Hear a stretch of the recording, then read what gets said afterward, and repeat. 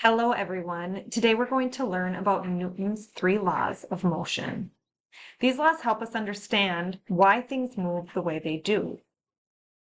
Whether it's a soccer ball, sled, or even a rocket, let's get started.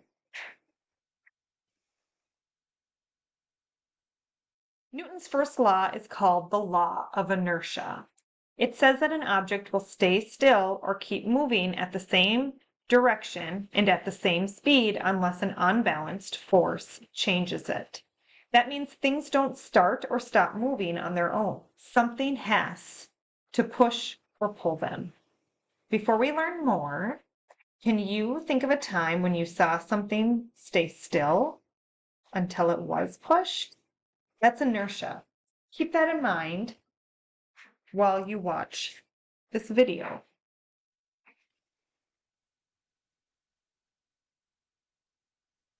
Okay, quick demo to demonstrate Newton's first law of motion. An object at rest stays at rest unless acted on by an unbalanced force. I'm going to remove the middle cup, which means that the ball is just going to be sitting here and then it will only be acted on by gravity, causing it to fall into it. By applying force only to this, I didn't act on this object or this object, so they should stay where they are. What? No!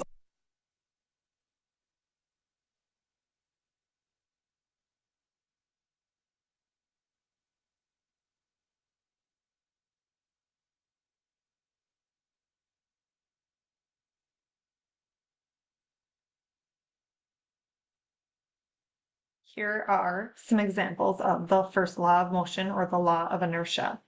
The soccer ball will stay still until it is kicked. The bowling ball hits the pins and they fly backwards. The golf ball will continue to roll until it's stopped by friction or gravity. The book will stay on the table until it is picked up. Hello, we are going to demonstrate Newton's first law, the law of inertia.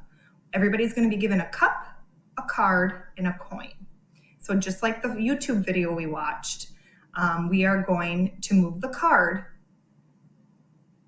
by creating an unbalanced force. The cup and the coin will want to stay put, although the coin will drop into the cup because of gravity. If we move the card too slow, the coin will just follow with the card because it wasn't enough of an unbalanced force. You can try both ways after watching this video. Here we go. Here's our cup with the opening on top, the card, and the coin. If I move it slowly, the coin doesn't move. Not enough of an unbalanced force. Here we go. The coin drops into the cup because of gravity, but it did not move with the card because we moved it fast enough with that unbalanced force. Your turn. Now you can pause the video and everybody can look at their supplies and you can do this little experiment on your own.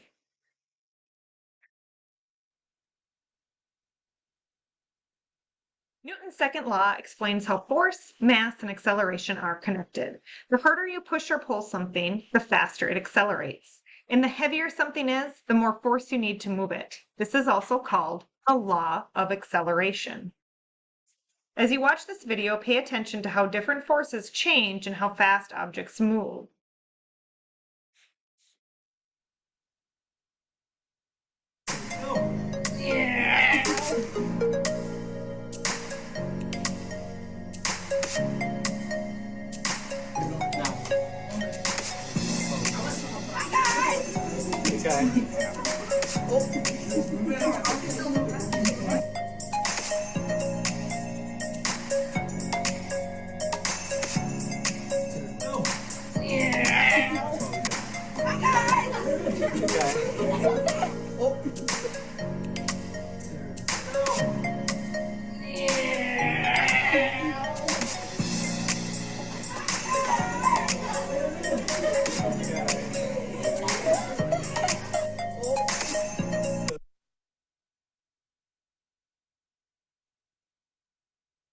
Here are some other examples of Newton's second law of motion. It takes more force to move a bowling ball than a baseball. It takes less force to pull an empty wagon than a wagon with something in it. Several dogs will make a sled go faster than one dog.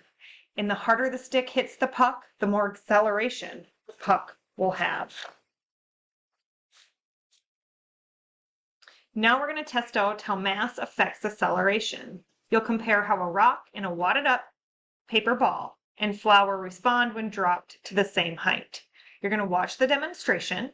Then you will come up to my desk. You will pause the video after you watch the demonstration, and then you will come up to my desk and test it for yourself. Here we go. Now we are going to test out Newton's second law, also known as the law of acceleration. We're going to test the different masses or weights of objects being dropped at the same acceleration or speed to see their impact. I have a rock and a wadded up piece of paper. Some flour is dripping because I already tried it. And 2 bowls with flour and a towel underneath them. We will drop each separately, not into the bowl, to see if they drop at the same time. So I will move I'm going to drop them. They indeed did land at the same time because of gravity. Gravity had equal pull on both of them. But now we're going to take, I have 2 bowls with a 4th cup of flour in them and put them on this towel. And again, I'm going to take them and drop them at the same speed to see if their weights or their mass have a greater impact than the other. Here we go. Woo! Indeed, I don't know if you could see that on the video, the rock had much greater impact as flour flew out onto my computer because the rock is heavier. So the rock has greater impact or force than the wadded up piece of paper. That is our demonstration for Newton's second law. Your turn.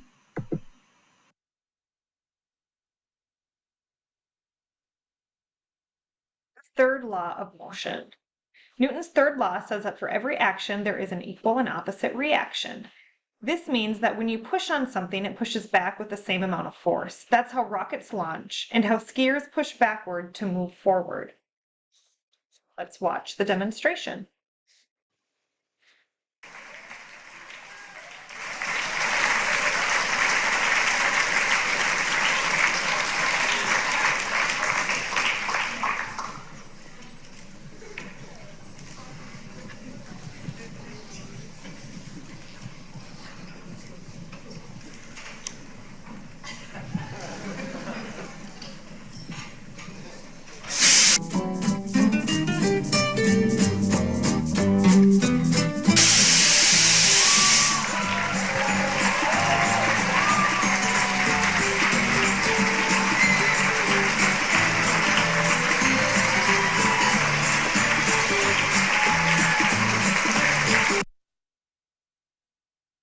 Here are some examples of Newton's third law of motion.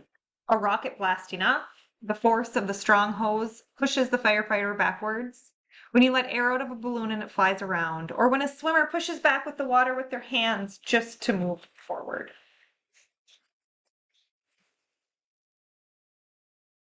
On the next slide, we're going to explore the third law with a balloon rocket. When the air rushes out of the balloon, it pushes the balloon forward. You're going to watch the video, and once you watch the video, you're going to pause it.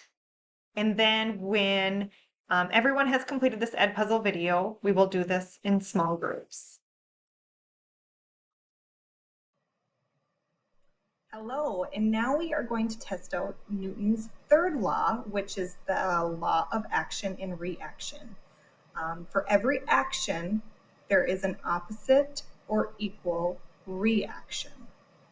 So what that means is I have a balloon here that I'm going to cut the end off of. And when that air flows out the back, it is going to make the balloon move forward.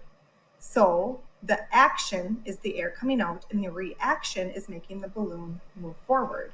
After this, everybody will get a balloon and get to see how it works for themselves. Let's demonstrate.